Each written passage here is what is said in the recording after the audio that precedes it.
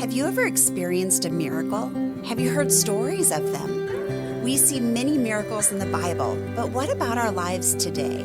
In this episode, Dr. Chet Weld will share several remarkable miracle stories.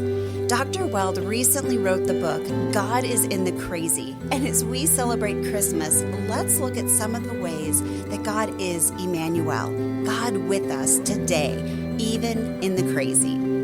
Before we begin, what a great way to start off the new year reading real stories of miracles. So we are giving away a free copy of Dr. Weld's book. Email connect@reclaimstory.com and share either a miracle story that you have experienced or heard, or maybe one that touched you from what Dr. Weld shared in this episode. We will draw the winner on January 7th, 2024. Now, let's dive into this episode with Dr. Chet Weld. Welcome to Living the Reclaim Life podcast. I'm Denisha. We're glad you're here for conversations that revive hope, inspire healing, and encourage you to live a vibrant life with Christ. So grab a cup of coffee as we chat with today's guest. Dr. Chet Weld has been a marriage counselor and therapist here in Tucson, Arizona for 40 years and a pastor for 25 of those years. He is the author of a recently published book called God is in the Crazy, a book that is all about miracles that God is doing today. He earned his doctorate in counseling psychology and currently practices counseling at Joshua Tree Counseling. Chet, we are so thankful to have you back on the podcast with us. I'm honored to be back, Denisha. I enjoyed the last one so much. So did we. The last episode you did was episode 101, and Valerie and you tackled the topic of depression. And if you missed that episode, I highly encourage you to go back and listen. It is packed with great tools, whether you or someone you love struggles with depression. It was really a great episode, Chet. Yes, most of us have to deal with depression or other mental health issues from time to time. Yeah, that's for sure. And that's not something that we like, right? Yeah, that's for sure. But something we do like, right? We love to deal with miracles. Yes. Oh, that's what we get to talk about today.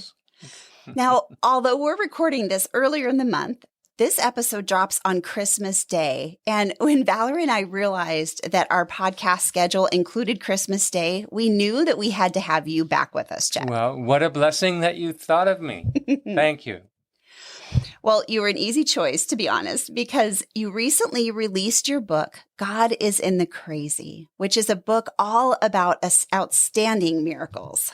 And that's why the subtitle of the book is With Astounding Miracles and Reflections on the Peaceful Life. The miracles are truly astounding. And most of them I've been told personally, and many of them personally experienced too. Oh, I can't wait for our listeners to hear more about those today. And since it's Christmas time, right, this is when we celebrate the biggest miracle of all. So do you have anything to say about that miracle? Always.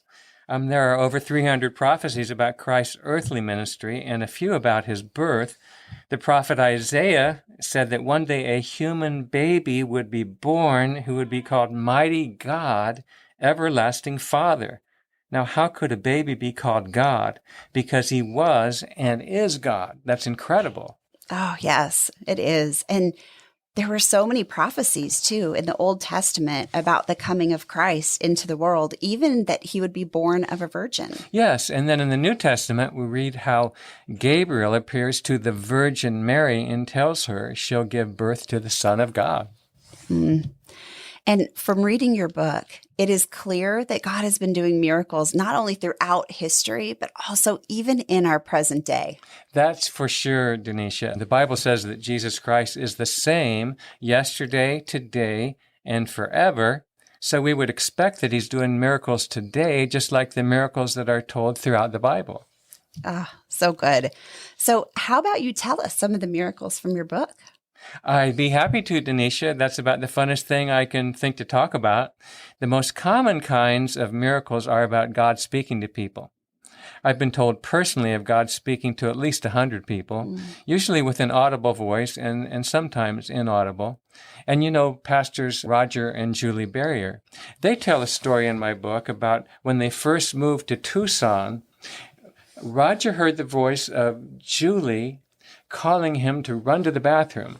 And Julie heard the voice of Roger telling her to run to the bathroom. So they each ran to the bathroom, and their daughter Brianna was standing on the side of the bathtub ready to plunge into a full bathtub. And so obviously they caught her and saved her. And then after they did that, Julie said to Roger, "If you were already running to the bathroom, why did you call my name?" And he said, "I didn't." And the other said to the other, "Why did you call my name?" And the answer is, neither of them called each other's name. And then they saw a wisp of white disappear into the ceiling. So clearly God spoke to them, or an angel spoke and called them to run to the bathtub. And it was an audible voice. Absolutely amazing. Another story, Dr. Peter Marshall heard an audible voice. He was the most popular minister of the 1940s, a fellow from Scotland. And when he was a teenager, he was walking through pitch dark, taking a shortcut home, and he heard the voice, "Peter." And he paused but didn't think anything of it and kept walking. Then he heard the voice, "Peter," again, and he knew that was the voice of God, and he got down on his knees. And as he was on his knees, he felt in front of him, and there was a huge hole, a limestone quarry that he would have fallen into, and he would have been killed. And it was that moment that he gave his life to the ministry. And Catherine Marshall tells this story in her first book called A Man Called Peter. And I just ordered the movie and watched it last week with my wife, A Man Called Peter. And the story I just told you is at the beginning of that movie. Very credible. And for all the miracles that are in my book, well, for most of them, let's say, I provide context that establishes credibility because I know so many of the people. Some of these stories I've read, like the one of Dr. Marshall here. Then there's the story of Frank Hubbard, Chuck Frank Hubbard. Now, I was speaking to a Bible study telling this story of this man. He was a soldier in Vietnam. Chuck Hubbard's middle name, Frank. Nobody knew that his middle name was Frank. He heard the voice, "Frank." And he turned his head at that moment to where he heard the voice coming from. And at that moment, a bullet whizzed by his head, a sniper's bullet.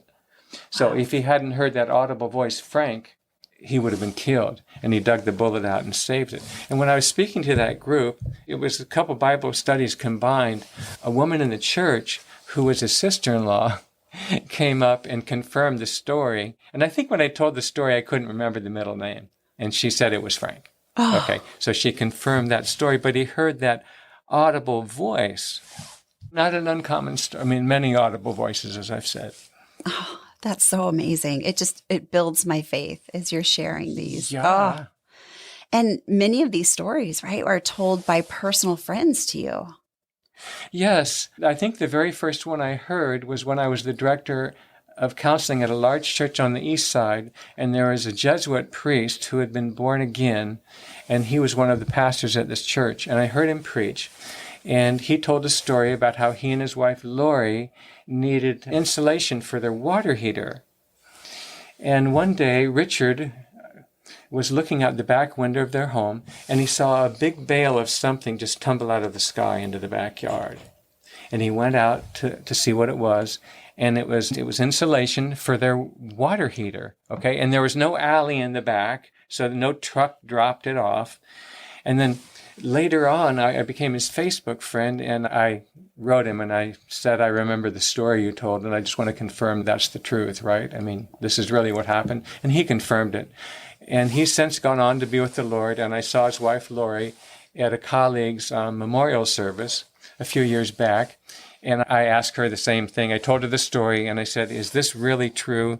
And she said, "Yes, it really happened." So finally I gave up asking, and I believe that story. Obviously an incredible miracle. And good friends. And another friend, Ruth Grossman, she lived in Buffalo, New York once, and during wintertime she needed a car, and a friend who was leaving the city let her drive his Toyota. And she was driving on Route 90 East to pick up her friend at the airport. And have you ever heard of black ice? Yes. Okay, you can't really see it. Okay, well, she was driving on this freeway, 3 lanes on each side, and all of a sudden she hit black ice, and her car rotated and finally ended up just against the median, facing the ongoing traffic. And she looked around, and all traffic had disappeared. There was no traffic in front of her, no traffic behind her, and 2 cars pulled up behind her. One stopped behind her, one pulled up in front of her. 2 guys got out. They were dressed in the same kind of green parkas. They each had a beard, and they gave her car a shove in the right direction, and they told her, get going, and she was out of there. And I've heard many stories of people being saved from death in the midst of an auto accident or after an auto accident because an angel comes up and then disappears. There's so many stories, and in the Bible there's so many stories of angels appearing as people and disappearing. And this is one of those stories. And then I have a good friend named David Ammon. I performed the wedding ceremony of David and his wife Christine, and he was an aerial applicator for most of his life. Well, he had an accident with one of his flights. And in the story, I go into great detail. In all of the stories, I'm summarizing, and they're much more interesting in the book, actually. Okay, but the highlights are fascinating too, right? Okay, he had an accident, and he was trapped in the plane. He couldn't get out of the cockpit. He did shut the gasoline off, but he couldn't escape from the cockpit. But all of a sudden, he was on the ground. And there were witnesses to this who were mystified, and there are also 3 or 4 other proofs that he was simply translated from the cockpit to the ground. So that was a total miracle. And in this story, he expounds on some scriptures that explain that this happens in the Bible too. So that's an example of another good friend that had an amazing miracle that's in my book. I had the pleasure of reading your book, so I got to hear a little bit more about those, but the full story is amazing. Can you tell us some more stories from people you know? Again, when I was on the east side, I would go to a particular hairstylist, and she cut my hair many times. And I always look for opportunities when I'm talking to people, especially strangers, to tell them about the Lord or to talk about miracles. And I asked her one day, have you ever experienced a miracle? Well, she said, well, there was this one time on my way to church on a Sunday night, and I stopped in at Taco Bell. And after I got my food, I was ready to pull out into traffic. And I put my foot on the accelerator, but the car would not move. And then I saw the hood of my car be pressed way down as if some huge person were sitting on the hood, and the car would not budge. And then all of a sudden, whoosh, a car just passed right in front of her. And had she pulled out, she would have been killed.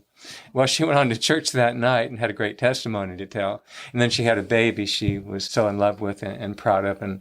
And she told me this story. And this is the kind of thing that when you simply ask people, when you're interested and get involved in their lives a little bit, a lot of people have miracles either that amazing or other miracles that they thought were miracles at the time and they sort of forgot about. So if we're just interested enough and keep our eyes and ears open, we hear about these things.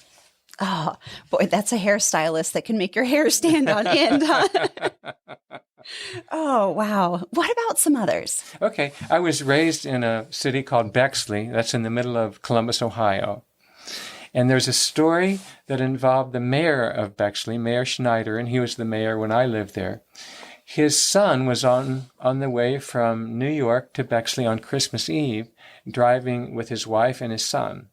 And the story is told by the daughter who hadn't yet been born yet, Melanie Clark, who lives in Tucson, who I've since gotten to know and talked to her. Okay. I got the story from Guidepost magazine with permission to tell this story, an amazing story. So the father's on his way to Bexley, Ohio on Christmas Eve, and outside of Bexley, I think it's about 30 miles outside of Bexley, the car breaks down, and it's Christmas Eve. He knows there's no mechanics or anything anywhere, and he pushes the car on an off-ramp, and sure enough, there are 2 lit-up buildings just not too far down the road. One is an auto mechanic shop, and another is a restaurant. Well, he pushed the car to the auto mechanic shop, and they fixed it while his wife and son went to the restaurant and ate. Okay, and he called his dad, Mayor Schneider, in Bexley, and said, we've had a setback, we've got a car breakdown, but we're here at the auto repair shop. And the mayor said, there's no auto repair shop anywhere. And now this is late 40s, and the mayor knew every back road anywhere near Bexley, Ohio, and there was nothing there. And so all during Christmas holidays, after the son arrived, they argued about this, right? So when the son left with his family to return to New York, he decided to find that spot where he had seen the mechanic's shop and the restaurant. It didn't exist. Wow. It was just an open field. And so he drove and he drove looking for that spot in that area, and it simply wasn't there. And I've read other stories similar to that. Okay, I have another friend, Michael Hastings. He had a real divine appointment. Now, he was a Bible college friend of mine a long time ago. After I'd already been to college and seminary, I went to a Bible college where I learned a lot more than I ever did in the seminary, actually. And Michael Hastings was attending Oral Roberts University and Rhema Bible College, and he got a note from both schools saying, if you don't give us $250 in 2 days, you're going to be expelled from the school and you won't be able to graduate. And he was also the missions director to Kenya, so that would nix that ministry for him. Okay, well, the next day he went to church at the Mabee Center. This is a huge stadium, apparently, on Oral Roberts campus, okay? And he didn't get anything particularly revelatory or uplifting out of the service, but he decided to return that evening to their evening service, which is also huge, thousands and thousands of people, okay? So when the service was over, he was exiting, and he ran into someone named Jan that he was only an acquaintance. He didn't know her very well, and they just said hello. And she asked him, do you want to ride home? And he declined. And somehow they were near the car, and she was pulling away, and she asked him again, and it started to rain. And he said, okay, and he accepted the ride. And so they were chit-chatting on their way back to where he lived. And then she said, Michael, is something wrong? Michael, God told me in the service tonight to give you $500. And he was like, what? So that floored him completely because it was the exact amount of money he needed by the next day. Okay. And that was an example of not hearing an audible voice. She just felt a strong impression, and God spoke to me one time without an audible voice, but I knew it was the Lord. So that kind of thing happens too. But clearly, she heard from God, give him $500 because he wasn't going to be able to graduate or go to Kenya, etc. So that was amazing. And then a couple weeks later, Jan's mother gave her life to Christ too, so there was a benefit to her. But Michael Hastings' story, he calls it a divine appointment. I think that's the chapter, the title in the book. Truly an amazing story. That is really amazing. I've heard of that so many times, of people getting a specific amount of money that they needed and hadn't told anybody. I have too. Oh, I just love that. Look at how God meets our needs. Yeah, the audio engineer that's making the audible of my book right now, I'm doing the talking, okay? But he's been in ministry his whole life, and he's made 93 translations of the New Testament from languages that he's never understood and doesn't understand. Apparently you don't have to understand it if you're an audio engineer, but it helps to have somebody in the room that does understand it, okay? But he's never asked anyone for money, and God has always provided. He's never asked anybody for a cent, and he's a missionary, and God has always provided for him. Wow. Isn't that fantastic? Oh, that is fantastic. Each of these are so amazing, Chet. Do you have a favorite one? Well, I think my favorite might be the story that I told you, and the woman's name is Melanie Clark, who told the story about Bexley, Ohio, where the buildings appeared and the people appeared and all have disappeared. But I have another favorite, Lieutenant Paul Galante. I read about his story in a magazine called Angels on Earth. And then I called him on the phone and I interviewed him for an hour, and we exchanged emails and texts and such, And I have his story in my book. He was a fighter pilot, and he was shot down over North Vietnam. And he was very near the ocean when he was shot down, and he was hoping to glide the plane into the water where he would be rescued, but he couldn't do it. He was traveling at 500 miles an hour. He was only 1,200 feet above land when he was shot down, okay? He had to eject, okay? And so traveling that fast and that low, 3 panels of his parachute were ripped apart, but somehow he wafted towards the ground, and he took a bullet in the neck while he was at it. And then he was marched to the Hanoi Hilton. That's the name given to a prison in North Vietnam where John McCain stayed, and many other fighter pilots, of course, were there in the Hanoi Hilton. Well, torture was the order of the day and very common for all of them, and all of these men were tortured on a regular basis. And Lieutenant Paul Galante had been there for about 3.5 years when he was tortured for 10 whole days. He was tied to a chair, and they knew how to tie him up so that he was in excruciating pain all the time. And this went on for 10 days. The 10th day, Jesus appeared to him. He materialized out of the wall in front of him. He was dressed in luminous white, and Paul said, "I've never seen anything so bright." It was almost blinded by this white light, okay? But it was Jesus, and he was wearing a beard. Paul said it was Jesus, wearing a beard, and Jesus said to him, "Everything is going to be all right." And then Jesus quickly disappeared. And from then on, Paul had great peace. Heretofore, he hadn't been much of a believer. He went to church because he was on different bases because his father was in the military too, and he went to church now and then, but he wasn't much of a believer. But everybody at the Hanoi Hilton was some sort of a believer, and they had a church service every Sunday, which involved, I think, saying the Pledge of Allegiance and the Lord's Prayer, and that was it. And then the soldier would come in and tell them all to shut up. But from then on, he was a spiritually committed fellow, and I got to know him better and learn more about his commitment, truly committed to Christ. And it was wonderful to hear about his story straight from him. And I add a lot of details that bring this story to life in the book, but I just love that story because of Jesus personally appearing to him. I've read those are more rare, of course, where somebody sees Jesus personally, but I heard one last night. So they do happen. Wow. Yeah. And what peace to hear everything is all right. Like, what peace that must be to hear that from the Lord himself, and just even in the amount of excruciating pain and everything. Yes. Wow. And it's a common sentence in the Bible, too. Right. There's a story in 2 Corinthians 4 where this woman lost her son and then goes to see the prophet Elijah, and Elijah sends Gehazi ahead and says, "Ask this woman what's going on." And she says, "Everything's all right." And then when she sees Elijah, she says, "Everything is all right." But then she pours out her heart. And then Elijah heals the son. But that's pretty common to hear, everything is all right, and not to worry. That's another, don't be afraid, maybe the most common sentence in the Bible, I think. Don't be afraid. Something to tether your heart to in hard times, that's for sure. Yeah. I remember in your book, there were many medical miracles. Can you comment on some of those? There were a lot of medical miracles, yes. And 4 or 5 years ago, when I began to write this book, well, about 6 now, I heard that 2 people were going to be at a live church.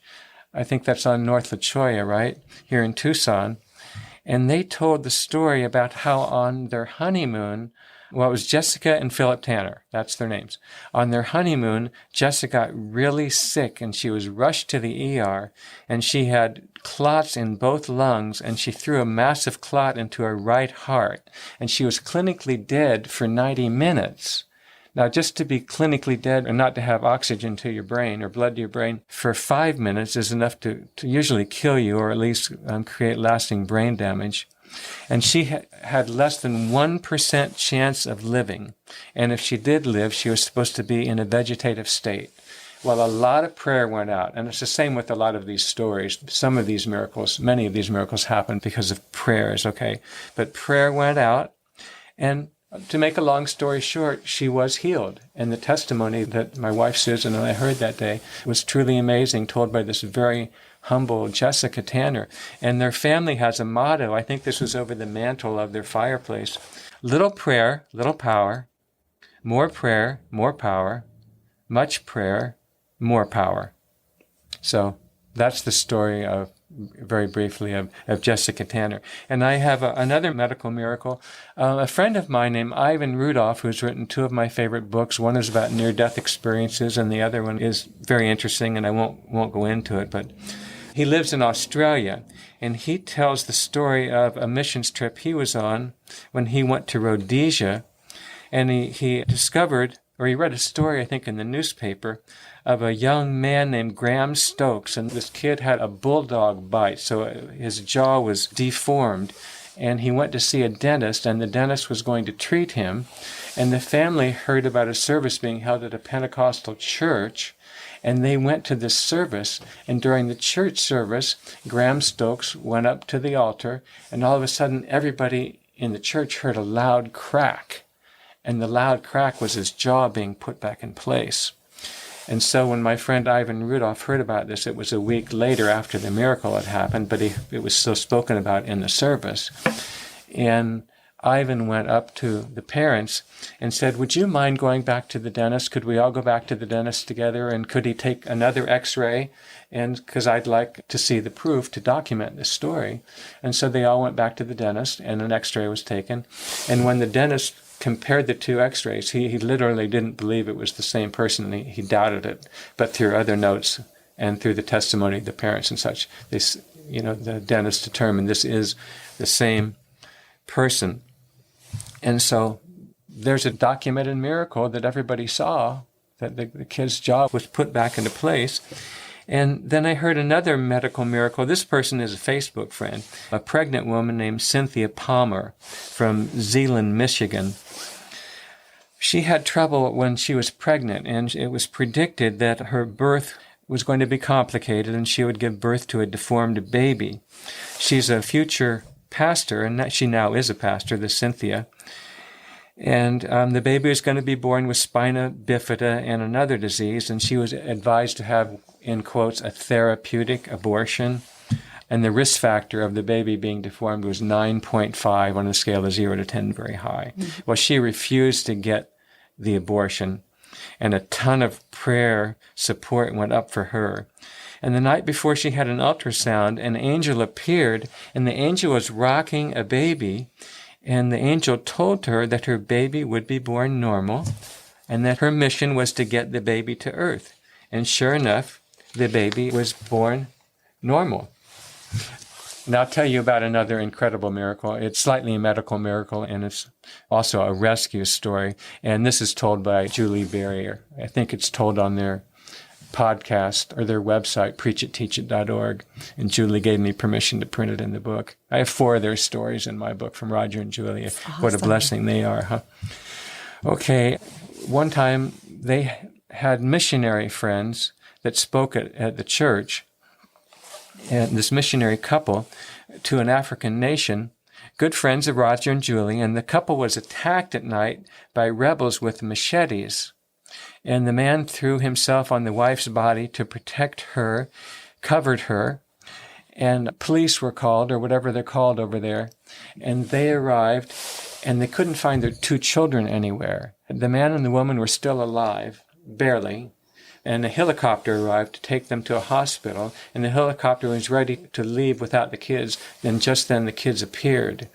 And they were asked, where have you been? And the kids said, Jesus saved us.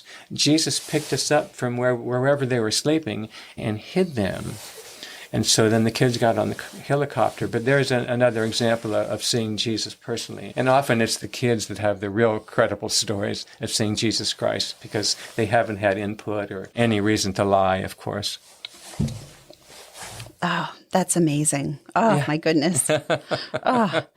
And you have 2 chapters in your book about historical figures, both well-known and relatively unknown. And you mentioned miracles that they experienced. Can you say a few things about them? Yes, there are several historical figures, well-known and unknown, in those 2 chapters, and one of them is George Washington. And during the French and Indian Wars, there was a famous battle called the Battle of Monongahela, and George Washington had 2 horses shot out from under him, and an Indian chief saw that he was unique among all the fighters and told his braves to aim their rifles at George Washington. And they had a good aim, all of these Indians, okay? There are 4 bullet holes in George Washington's coat as a result, but he wasn't even touched, okay? Well, I think it's 15 years later that George Washington was in the Ohio River Valley where this battle had taken place. He was riding with a fellow named Dr. Craig, and the Indian chief knew that he was there, and he sent someone to say, I would like to meet with this man, this great warrior that I saw in the Battle of Monongahela. So George Washington went to meet with the Indian chief, and they sat around the fire, and the Indian chief prophesied to him that he would be the father of a great nation yet unborn. I have the whole prophecy in the book. It's about a half-page prophecy that I don't know what the Indian spiritual beliefs were, but he spoke truth to him, and he said, this man is going to be the father of a great nation. And from then on, Washington felt invincible. I mean, one time he just rode his horse back and forth between enemy lines, between, our army and the British. And he was only, I think, 30 yards from the British, and everybody was shooting at him. And he was so brave, but he felt invincible, and he was invincible, and he wasn't hit, and he became the father of a great nation. And Winston Churchill also felt invincible. Actually, at age 16, Winston Churchill told a good friend that he would one day be the leader of England and would protect them from a great invasion and great devastation. And that turned out to be true.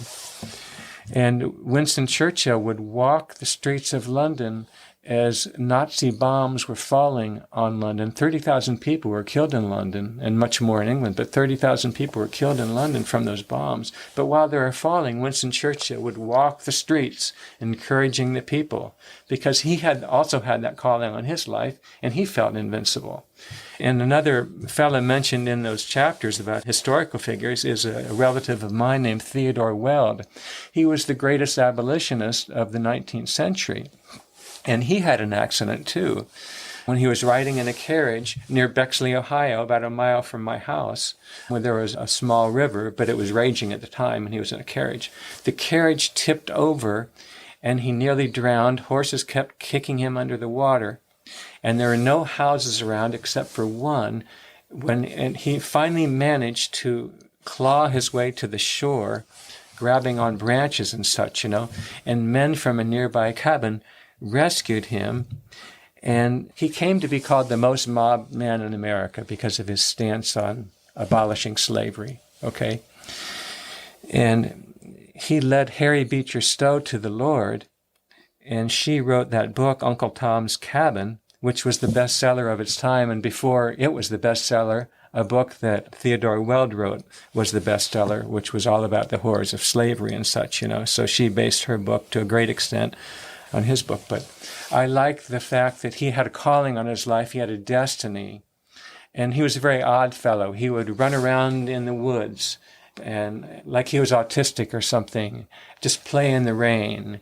And in the mornings, he would dip his head in a barrel full of cold water, and his hair was all frazzled, and he was a real odd guy. And actually, George Finney led him to the Lord. And then he led Harry Beecher Stowe to the Lord. But a real odd guy, and very many limitations other than those I'm mentioning, lost his voice and on. So almost the least likely man to be picked by God, but God chooses the weak things of the world to confound the strong, because the weaker we are, the more we know it's God's work that's doing wonderful and miraculous things through us.